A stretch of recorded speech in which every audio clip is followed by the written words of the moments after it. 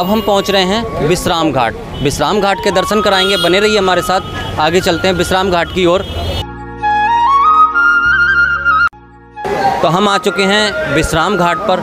मथुरा की यात्रा में हम आपको विश्राम घाट दिखा रहे हैं। यहाँ महाराज विराजमान हैं। विश्राम घाट के बारे में महाराज बताएंगे हमें, बने रहिए हमारे साथ।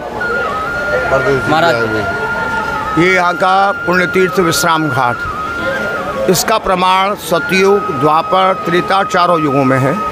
सतयुग में श्री यमुना जी ने कलिंदगिरि पर्वत पर तपस्या की, जहाँ पर भगवान श्री नारायण भगवान विष्णु ने उनको दर्शन दिए और दर्शन के बाद में कहा कि बोलो यमुना तुमको क्या चाहिए। तो यमुना जी ने कहा कि मुझे पति स्वरूप में महाराज आप चाहिए। तो भगवान बोले कि ऐसा है, मेरे अवतार में तो अभी बहुत समय है, आपके अवतार में समय है। तो यमुना जी बोली मैं पुनः यहाँ बैठ करके तपस्या करती हूँ। तो बोले नहीं, मथुरापुरी गौलोक धाम में जाओ और जब मैं ब्रज में आऊँगा तो सर्वप्रथम तुमसे भेंट करूँगा। तो भगवान श्री कृष्ण का जन्म हुआ है तो वासुदेव जी सूप में लेकर के गोकुल गए हैं और यहाँ पर यमुना जी ने 9 लाख वर्ष तक तपस्या की है। जब भगवान कृष्ण का अवतार हुआ, यमुना जी ने चरण स्पर्श किया। तो यमुना अष्टक में लिखा है महाप्रभु वल्लभाचार्य ने नमत कृष्ण तुरीय प्रियम। तो यमुना जी को ही मालूम थी कि भगवान कृष्ण का अवतार हो चुका है, इससे पूर्व किसी को पता नहीं थी। तो पहला विश्राम श्री यमुनोत्री से चलने के बाद श्री यमुना जी ने आकर के यहाँ विश्राम लिया। हिरण्याक्ष का वध किया वाराहदेव ने।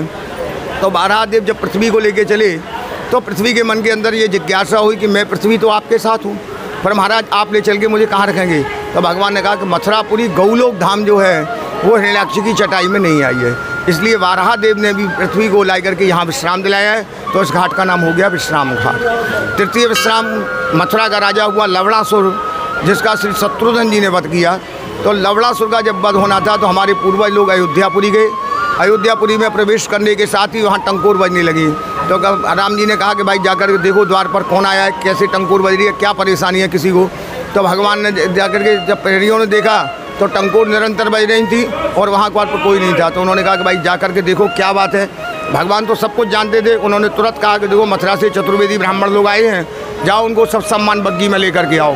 बग्गी में लेकर के पूछा उनसे तो कई कारण आगमन तुम्हारा। तो बोले मतलाया कि हम जो है मथुरापुरी गौलोक धाम से आए हैं और इस समय हमारे यहाँ लवणासुर का अत्याचार बहुत बढ़ गया है। तो कहा कि महाराज क्या किया जाए। बोलो मेरे लिए क्या आदेश है। राम जी महाराज बोले कि महाराज आपके जो लघु भ्राता शत्रुघ्न जी हैं उनके द्वारा उनका वध लिखा हुआ है, तो आप शत्रुघ्न जी हमारे साथ भेजिए जिससे हम उस दुष्ट का विनाश करवा सकें। तो शत्रुघ्न जी ने लवणासुर का वध किया और यहाँ आकर के विश्राम लिया। तो घाट का नाम बोला गया विश्राम घाट। भगवान श्री कृष्ण ने अपने मामा कंस का वध किया और वध करने के बाद आकर के यहाँ विश्राम लिया, तो घाट का नाम बोला गया विश्राम घाट। जो कार्तिक के महीने में यमद्वितीया पर्व होता है वो इसी जगह होता है। भारतवर्ष में सब जगह मनाया जाता है। कार्तिक महीने में जो भैया दूज होती है, यहाँ यमुना जी ने अपने भैया श्री धर्मराज जी को बुलाया है। दोनों बहन भाई ने हाथ पकड़ के यहाँ स्नान किया है। यमुना जी ने वरदान लिया है कि जो भी भाई बहन यहाँ यमुना जी का स्नान करें वो यम के लोग कभी नहीं जाएँ। उस दिन से लाखों की तादाद में बहन भाई के जोड़े आते हैं, स्नान करते हैं और अपनी मोक्ष की कामना करते हैं। ये आप गेट देख रहे हो, ये सब राजा महाराजा लोगों के तुलादान है। जिस समय राजा लोगों के राज्य थे, जमींदार की जमींदारी थी, उस समय राजा लोग आए तो राजाओं ने अपने शरीर के बराबर वेट तोल करके और यहाँ राजाओं ने दान दिया है। फर्स्ट काशी नरेश, रीमा नरेश, ओरछा नरेश, अहमदाबाद नरेश, मारवाड़ नरेश, 5 राजा लोगों के तुलादान लगे हैं।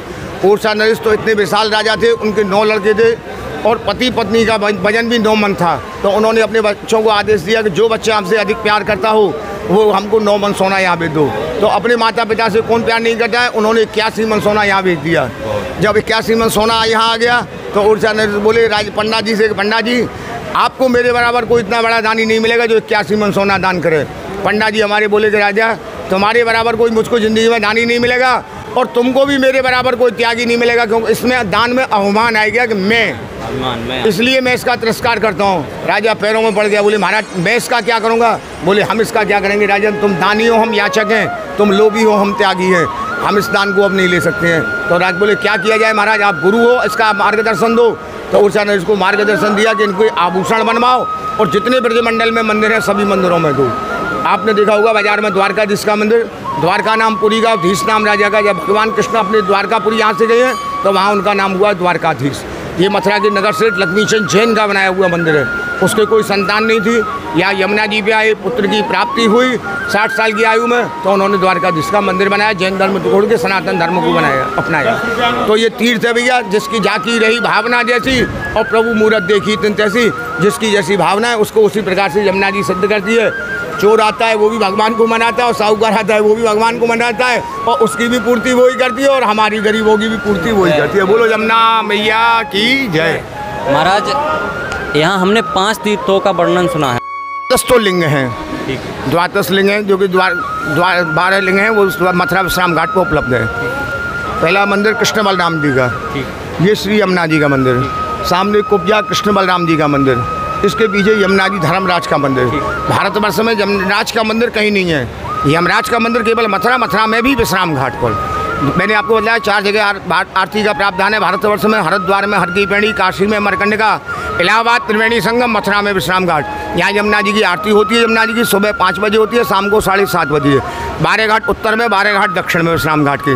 3 धाम की जड़ मथुरापुरी गौलोक धाम, यहीं से भगवान जगन्नाथपुरी गए, यहीं से बद्रीनारायण गए, यहीं से द्वारकापुरी गए। कहते हैं एक पेड़ मथुरा लगा, डाल गई जगन्नाथ, फूल जो फूले द्वारका, फल लागे बद्रीनाथ। जगन्नाथपुरी भगवान भात खाने को गए, बद्रीनारायण तपस्या करने को गए, द्वारकापुरी राज्य करने को गए। यहाँ से ही गया यहाँ की देन है, विंध्याचल यहाँ की देन है। कंस न कन्या को छटकता न विंध्याचल बसता, गया यहीं की देन है। गया जी जो है, जब यहाँ से भगवान कृष्ण गए तो गोपियाँ बोली महाराज कहाँ जा रहे हो, यहाँ खूब माखन मिश्री लड्डू खाने को मिल रहे हैं। कहीं नहीं गोपियों, हमारा तो चावल खाने को मन कर रहा है, क्योंकि यहाँ 4 चीज़ पैदा ही नहीं होती थी, आम, पान, धान और बाँस। तो भगवान जहाँ से जगन्नाथपुरी बोले बिहार जा रहे हैं गोपियों, वहाँ चावल खाएंगे। तो कहने लगे महाराज कि किसी के घर का तो चावल बना हुआ मिलेगा, और उसना चावल मिलेगा, और खिसाड़ी की दाल मिलेगी, न रहर की मिलेगी न चने की मिलेगी। तो खिसाड़ी की दाल बिहार में ही ज़्यादा उपलब्ध पैदा होती है। तो भगवान जैसे ही गया गए तो गया में उन्होंने दोनों पद रखे हैं। गोपियों का वचन याद आ गया, भगवान आगे के लिए प्रस्थान कर गए, तो गया में विष्णु पद हैं, उन्हीं की पूजा होती है केवल। तो ये इस तीर्थ का अनेकों महत्व हैं, और शास्त्रों के अनुसार 7 जन्म कृतम पापम, 7 जन्म में जो किए हुए पाप होते हैं वो तीर्थ में नष्ट होते हैं, और तीर्थ का पाप किया वज्रलेख होता है, उसका संसार में कहीं मैटर नहीं होता। इसीलिए तीर्थों में जाया जाता है। गीता कहती है कि पत्रम पुष्पम फलम तोयम जो में भत्या प्रचति, तीर्थ में जाएंगे कुछ दान करो, जब उस तीर्थ का फल होता है। ये नहीं कि तीर्थ के ब्राह्मणों का अपमान करोगे, हम सब जानते हैं तुम ही ब्रह्मा पैदा हो रहे हो भैया, सब तुम ही जानते हो। तीर्थ पुरोहित का अधिकार है, तीर्थ पर जाओ, पत्र पुष्प जो आपसे बने वो दान करो, ब्राह्मण का सम्मान करो, ये तीर्थों का फल है। बोलो यमुना मैया की जय। बहुत बहुत धन्यवाद महाराज, आशीर्वाद दीजिए महाराज। आपने देखा सनातन प्रेमियों, महाराज ने बहुत ही शांतिपूर्वक, बहुत ही अच्छे से आपको पूरा उल्लेख, विश्राम घाट का पूरा उल्लेख दिया। मुझे बहुत पसंद आया उनका उल्लेख। आपको कैसा लगा कमेंट में हमें बताइए। और विश्राम घाट के बारे में बारीकी से महाराज बता चुके हैं, मैं आपको केवल दर्शन करा देता हूँ। आइए चलिए मेरे साथ, बने रहिए सनातन शक्ति साम्राज्य के साथ।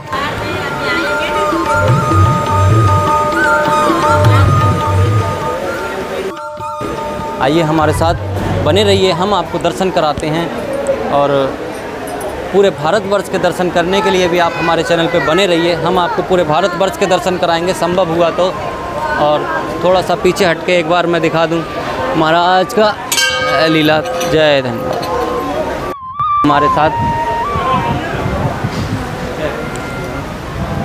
बारीकी से दर्शन कर सकते हो।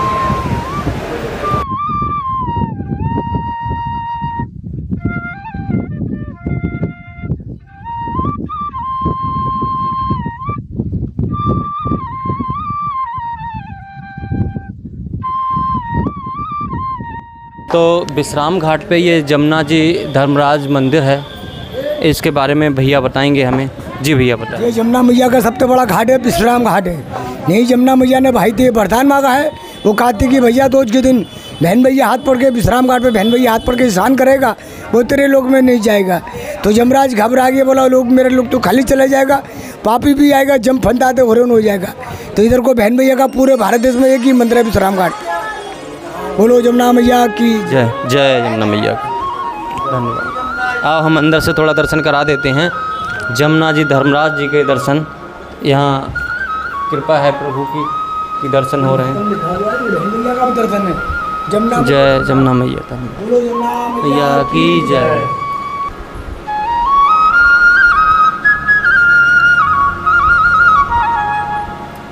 धर्मराज जी। चित्रकला वाले भी व्यवस्थित पूरे सबूत की।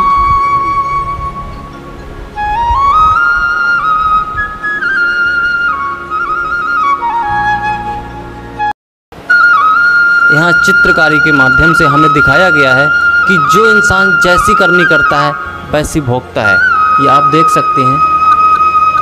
गाय के पुल पकड़ के पार होना पड़ता है, नदी से पार होना पड़ता है। और बारीकी से थोड़ा भैया बता देंगे, हमें नॉलेज कम है, भैया बता देंगे। वैसे करनी करता है वैसे उसको भोगना पड़ता है। वैसे माता पिता को कष्ट देना करता है वैसी भी उसको सजा मिलती है। वैसी बकरी काटता है वैसी भी उसको बकरी बनाना पड़ता है। गाय की पूंछ पकड़ के बेल नदी से पार होना पड़ता है, ये साधु का फल है। वैसे साधु करनी करता है वैसे इसकी सजा भोगना पड़ता है। बहुत बहुत धन्यवाद। जय जमुना मैया की, जय धर्मराज जी की। दर्शन करके अब श्री जमुना जी धर्मराज जी का मंदिर, भाई बहन का मंदिर, ये पूरे भारतवर्ष में एक ही मंदिर है। ये सौभाग्य है हमारा, हमारे दर्शन हुए, इनके दर्शन हुए हमें। बहुत बहुत धन्यवाद भैया आपको।